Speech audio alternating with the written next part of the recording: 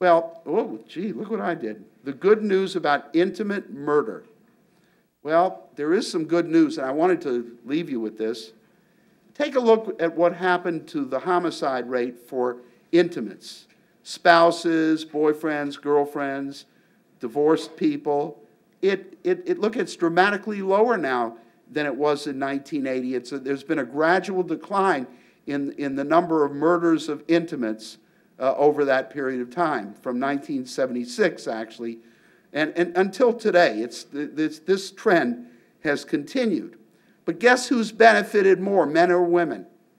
Men. You see, here's what happened. 25 years ago, we didn't have the services that women needed to defend themselves. For example, we didn't have shelters, as many shelters, and we didn't have restraining orders with teeth. We didn't have police who understood domestic violence and were willing to make arrests that counted. And so what would women do when they were abused and battered over a period of time? They'd kill their spouse. That's what, well, they don't have to anymore. They have options. Thanks to these social and legal services that were never available, women don't have to commit murder to protect themselves, not to the same extent. And men have been the beneficiary of these social and legal services. They're still alive. Well, it's really amazing that the good news has continued over the last few years, that we still have a reduction in the murder rate, that the crime rate is still pretty low relative to the early 1990s, despite this focus on fighting terrorism after 9/11, where we reduced our efforts in crime fighting and decided we were going to fight terrorism. It's a zero-sum game. There's only a certain amount of money, so if you're going to spend your money for terrorism, you don't spend it for crime fighting, and that's what happened. We've released large numbers of inmates. These are the inmates who were incarcerated during the war on drugs. They spent their several years in prison behind bars, and now they're back on the streets. They get back into the gangs, sometimes as leaders, and we have big problems because they have no job skills, no hope for the future. What do we expect? Tremendous budget cuts. We've reduced the number of after-school programs, summer jobs, all of those very effective crime-fighting programs and policies of the 90s. And there are larger numbers of teenagers at risk. These are impoverished youngsters who are at great risk for becoming violent criminals. But the biggest problem of all is complacency. A lot of people in Boston and elsewhere are finally recognizing what I've tried to tell you here. The crime rate is down, not up. And so instead of redoubling their efforts, they've gotten out of the crime-fighting business. They're not scared anymore. And that's the worst thing that could happen. That assures that our crime rate will spike in the next few years. And that's why I'm so glad that I was able to talk with you today, and so that we can do something about reducing the complacency of people in Boston in the future. Thank you very much.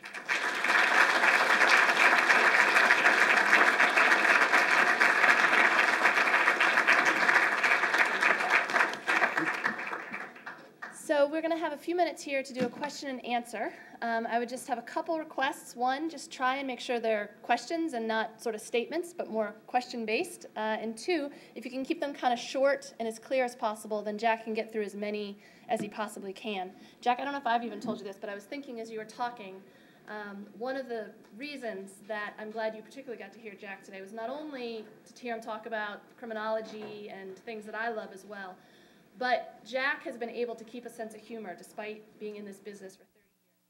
I can tell you from my own working in this field, that's not an easy thing to do. And he's a caring, non-cynical person, and that's something I've tried to emulate, and it's great for you to see that as well today. Okay, how about Thanks some questions? a lot. Thank you. Hi, and thank you. I just wanted to know, in terms of demographics of murderers and victims in the United States today, I'm particularly interested in social class, in gender, in age. race, ethnicity you spoke a little bit about. Who are the murderers here and who are the victims? And how does this compare to Europe? There's no comparison with Europe. But of course, we have different kinds of crimes. We have far less terrorism, for example, than in most other parts of the world.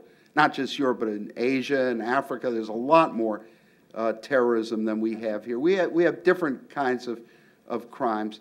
But we just have a lot more murders than if you compare us with Western Europe, there's no question. Demographically, what is the typical? There is no typical murderer because it really depends on the motive. If you look, for example, at the typical family annihilator or mass murderer, it's a white, middle-aged man. 98% of all serial killers are men. 95% of all mass murderers are men.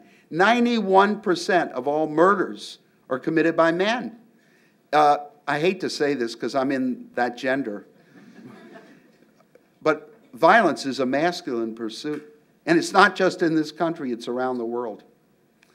I'm not sure I know why exactly. I know that part of it is the role that we've assigned to men, and we've made violence part of the role, and that's sad. And but there could also be biological reasons. I mean, this is such an incredible 91% versus 9% for the women.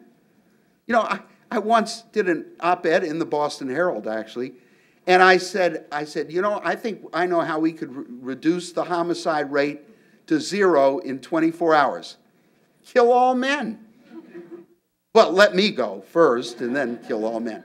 But, you know, I'm tongue-in-cheek, but, you know, it's a sad thing. Now, as for race, it's interesting that when it comes to mass and serial killing, whites are disproportionately involved. When it comes to single victim murder, blacks are disproportionately involved.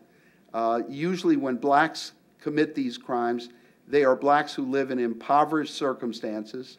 They have no hope for the future. They often come from the inner city neighborhoods where being in a gang is a lot better than family life, which is sometimes non-existent. And being in the drug industry is a way of making a lot of money fast. And so you see that a lot of the single victim murders are committed disproportionately by black youngsters. Also, it's not just black youngsters, it's youngsters. Most single victim murders are committed by young people. I tried to make that point when I showed you the trend with the baby boomers. As they got older, they got out of the murder industry and they started doing white-collar crime. They looked like little Madoffs, you know. Is that his name? Yeah. But so I think I've answered your question about race, gender, and age. Well, you know, it depends on